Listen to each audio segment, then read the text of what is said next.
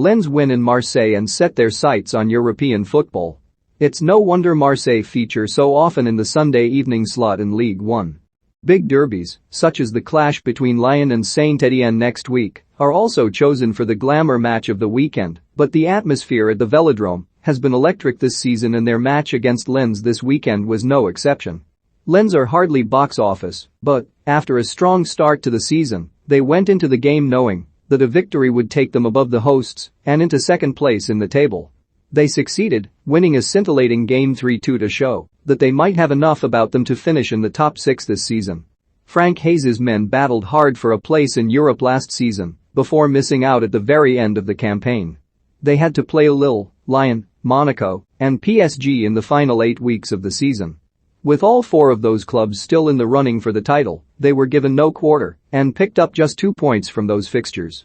Lens eventually fell short of a place in the Europa Conference League by a single point, being caught at the death by Rennes. This season, though, little was expected of the team. Their decision to sell key defender Loic Bade to Rennes suggested a lack of ambition, as did their own signings. Their only incomings were far more callow, Christopher Wu, lacking experience at a high level in Europe, Przemysław Frankowski, or also Rennes, Kevin Danso. The core of the team that impressed last season was retained, but they had an inauspicious start to the season, drawing 3 of their first 4 matches and only winning against a Monaco side who were struggling to integrate a host of youthful signings. After 4 games in August, they were unbeaten but only had 6 points. A last-minute winner against relegation strugglers Bordeaux then followed before a fiery derby win over Lille. They suffered their first defeat of the season in midweek, losing 1-0 at home to Strasbourg after Danso was sent off early in the second half. Hayes made some surprising changes for the trip to Marseille this weekend. When he dropped several key players, including Gaël Kakuta, their top scorer last season, the superb wing-back Jonathan Clauss, and Ignatius Ganago, it had the air of a manager ceding the match to Marseille to some extent, despite the stakes. Frankowski was deployed on the right in place of the excellent Clauss, with Kakuta, who has been struggling with injury, left on the bench for the callow David da Costa.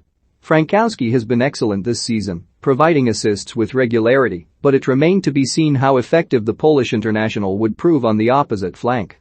Costa was something of a surprise inclusion. Hayes has often preferred to play Seko Fofana in a more advanced role in Kakuta's absence, and the Portuguese had played just 34 minutes this season before he took to the field on Sunday. As it turned out, Hayes' choices were not gambles at all. He had also added a subtle tactical wrinkle to his approach, with Da Costa playing wide on the left rather than behind a central pairing of Florian Satoka and Arnaud Colinuendo. This allowed Fofana to act as a de facto playmaker, with Satoka dropping deep to cover the Ivorians' runs and Colinuendo and Da Costa peeling wide to stretch the Marseille defense. Rather than being a reaction to fixture congestion and absences, Hayes' shift from his normal 3-4-1-2 was by design. Speaking after the match, he said that he made the changes because of the frustrating defeat to Strasbourg. "We've modified our system. We've been working hard for many months. In the space of a few days we managed to tweak a few things. There was a lot of initiative taking. I have players who adapt very quickly, who are smart, and have a strong mentality." Granted, Marseille had chances to win the match, and only a jaw-dropping save by Jean-Louis Lica to deny Gerson from point-blank range preserved the result, but this was a statement of intent from Lens. Hayes' men scarcely seemed to blink, despite the pressure of playing in a raucous atmosphere in primetime. Fixture congestion and the frustration of what initially looked like a tough penalty decision early in the match may have frustrated the hosts, but Marseille manager Jorge Sampaoli was also quick to congratulate Lens. "We weren't able to neutralize them. We didn't stick to our principles.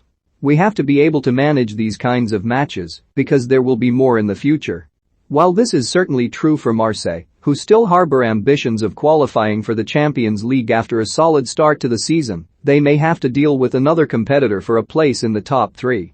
Bordeaux 1-1, Rennes Brest 1-2, Metz Reims 3-1, Nantes Troyes 1-1, Angers Clermont 1-3, Monaco Marseille 2-3, Lens Etienne 0-3, Nice Strasbourg 1-2, Lille 1-1, Lorient 2-0, Montpellier after a relatively comfortable 3-1 win over Troyes in midweek. Lyon fans packed into the Parc aux on Saturday to support a team on the rise as they hosted Lorient.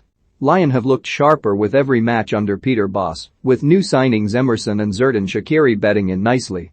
The Chelsea loanee was shown a contentious red card after 15 minutes, and Armand Laurienté scored from the resulting free kick for Lorient.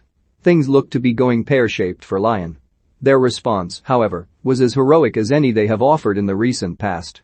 They battled through injuries to Jason Denayer and Islam Slimani to level and nearly win the match. The lack of depth in their squad, combined with their commitments in the Europa League, may hold back Boss and his team, but things are looking up in Lyon for the first time in quite a while. Monaco won again, beating Clermont 3-1 on the road on Sunday to pick up their third victory in 4 matches across all competitions.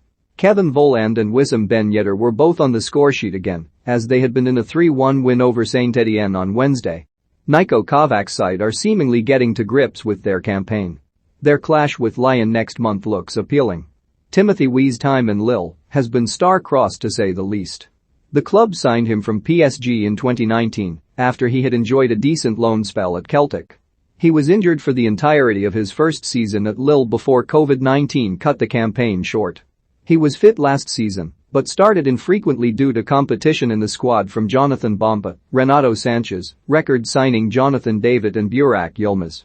He played up top with David this weekend against Strasbourg, Yilmaz being rested with an eye on the Champions League, and he sparkled, assisting the Canadian for 1 goal and drawing a penalty for the other in a 2-1 win. Strasbourg have been ropey at the back at times, but, on the basis of this experiment, might we merit more opportunities to lead the line? This is an article from Get French Football News. Follow Eric Devon and GFFN on Twitter.